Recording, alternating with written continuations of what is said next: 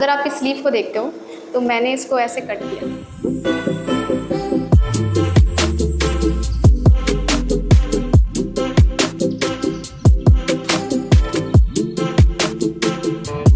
Hello everyone, today's our topic is nutrition in plant.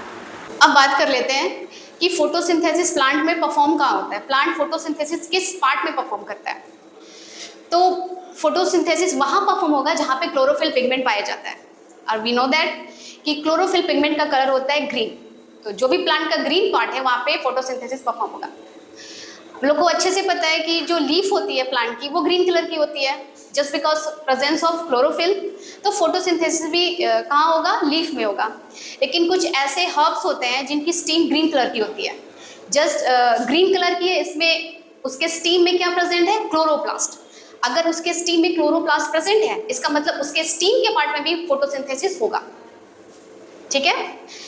अगर आप बड़े ट्रीज को देखते हो तो उसका स्टीम कैसा होता है, उसका स्टीम होता है, उसके जो बार्क को आप देखोगे तो वो ब्राउनिश कलर का होता है, रफ होता है। इसका मतलब उसके बार्क में क्लोरोफिल प्रेजेंट नहीं है, तो स्टीम में नहीं। आप उसके लीफ को देखोगे तो उसके लीफ का कलर ग्रीन होता है, यानी कि बड़े पेड़ में जिसका ट्रंक हैवी हो जाता है, बार्क वाले ट्री में फोटोसिंथेसिस सिर्फ लीफ में ही परफॉर्म होगा। ओके, जहां क्लोरोफिल पिगमेंट होगा वहां फोटोसिंथेसिस परफॉर्म होगा। और कौन कौन से फैक्टर्स है जो फोटोसिंथेसिस को अफेक्ट करते हैं, तो देयर आर 3 फैक्टर। पहला water molecules, carbon dioxide and temperature. Temperature की बात करें तो सीधे सीधे सनलाइट से, जितना सनलाइट वो एब्जॉर्व करेगा उतना ही रेट से, बस उसी रेट से वो क्या करेगा, फोटोसिंथेसिस परफॉर्म करेगा और क्या बनाएगा, अपना फूड प्रिपेयर करेगा।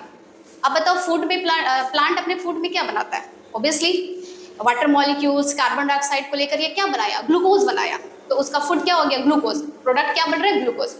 ठीक है। जब प्लांट कंटिन्यूअसली फोटोसिंथेसिस परफॉर्म करते हैं तो कंटिन्यूअसली ग्लूकोज मॉलिक्यूल सिंथेसाइज होता है, ग्लूकोज बनाते जाते हैं। प्लांट जो है वो हमारी तरह वर्क नहीं करता, वो लोकोमोशन नहीं कर पाता, ठीक है, वो मूवमेंट नहीं कर पाता। तो इसका जो ग्लूकोज मॉलिक्यूल है वो सब क्या होगा, स्टोर हो जाएगा। क्या होगा, प्लांट क्या करेगा, अपना एक्स्ट्रा फूड को स्टोर कर लेगा। तो आप अगर हम एक लीफ, चलो एक लीफ का स्ट्रक्चर बनाते हैं, ठीक है, दिस लीफ, ठीक है। लीफ को अगर आप ऐसे कट करोगे, ठीक, कट करके जब आप इसको माइक्रोस्कोप से, ठीक है, मैग्नीफाई करके देखोगे तो आपको इसका स्ट्रक्चर कैसा दिखेगा, एक लीफ के इंटरनल स्ट्रक्चर कैसे होते हैं। ठीक है। अगर आप इस लीफ को देखते हो तो मैंने इसको ऐसे कट किया, ठीक है, और इस वाले पोर्शन को, जो फ्लैट पोर्शन है, जब आप इसको मैग्नीफाई करके देखोगे, ठीक है, जब आप इसे मैग्नीफाई करके देखोगे तो इसका स्ट्रक्चर कैसा दिखेगा। एक चीज़ याद रखना, लीफ का जो अपर वाला पार्ट होता है ना, इसे हम क्या कहते हैं, एपिडर्मिस। ठीक है, ये अपर वाले पार्ट को अपर एपिडर्मिस कहते हैं, और ये जो बैक वाले पार्ट है, लोअर वाले पार्ट को हम क्या कहते हैं, लोअर एपिडर्मिस। अगर आप इस वाले पोर्शन को मैग्नीफाई करके देखते हो माइक्रोस्कोप में तो आपको स्ट्रक्चर कुछ इस टाइप का दिखेगा। जो ऊपर वाला पार्ट है वो फ्लैट सेल होता है, इस फ्लैट सेल को कहते हैं upper epidermis, lower part flat cell होता है। First this one is called upper epidermis, this one is called lower epidermis. और इनके बीच में प्रेजेंट होता है मेसोफिल सेल, इनके बीच में प्रेजेंट होता है मेसोफिल सेल्स। ये मैंने बनाया है transverse section of leaf. Upper epidermis and lower epidermis के बीच में कौन सा सेल प्रेजेंट होता है, मेसोफिल सेल्स। और इसी मेसोफिल सेल्स में प्रेजेंट होता है क्लोरोप्लास्ट। इस क्लोरोप्लास्ट में पिगमेंट प्रेजेंट होता है जिनको हम क्या कहते हैं, क्लोरोफिल। तो फोटोसिंथेसिस कहाँ परफॉर्म होगा, इस मेसोफिल सेल्स में, mesophyll cells. Because mesophyll cells में क्या होता है, क्लोरोप्लास्ट होता है, और जहाँ पे ये पिगमेंट होता है फोटोसिंथेसिस वहीं परफॉर्म होता है। आपको बताया था कि प्लांट एटमॉस्फेयर से कार्बन डाइऑक्साइड को एब्जॉर्व करता है, तो एब्जॉर्व करने के लिए उसके पास एक टाइनी पोर्स प्रेजेंट होते हैं जिनको हम कहते हैं स्टोमेटा। ये स्टोमेटा प्रेजेंट होता है प्लांट के लोअर एपिडर्मिस में, ठीक है। अगर हम बात करें डाइकोट प्लांट की, तो डाइकोट प्लांट में जो विनेशन होता है वो रेटिकुलेट विनेशन होता है, और उस डाइकोट प्लांट के लीफ में स्टोमेटा हमेशा लोअर एपिडर्मिस में प्रेजेंट होता है, ठीक है। स्टोमेटा कहाँ प्रेजेंट होगा, हमेशा लोअर एपिडर्मिस में। अपर एपिडर्मिस में स्टोमेटा एब्सेंट होता है, क्यों, ताकि स्टोमेटा जब ओपन होता है तो वाटर मॉलिक्यूल्स क्या होता है, इवेपोरेट होकर एटमॉस्फेयर में जा मिलता है। इसलिए वाटर लॉस को प्रिवेंट करने के लिए स्टोमेटा कहाँ प्रेजेंट होते हैं, लोअर एपिडर्मिस में। ठीक है, तो अगर आपसे पूछा जाए कि कहाँ पे फोटोसिंथेसिस परफॉर्म होता है तो आप कहोगे मीजोफिल सेल्स में।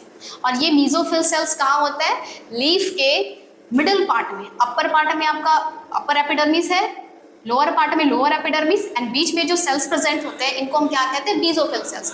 और इसी मीजोफिल सेल्स में फोटोसिंथेसिस परफॉर्म होता है। क्यों? क्योंकि इनमें प्रेजेंट होता है क्लोरोप्लास्ट। क्लोरोप्लास्ट क्या है, chloroplast is nothing but it is a collection of chlorophylls. अब हम बात करते हैं प्लांट ने अपने प्रोडक्ट में क्या बनाया। ऑब्वियसली ग्लूकोज बनाया। प्लांट ने क्या बनाया, H2O plus CO2 C6H12O6 plus O2 evolve होता है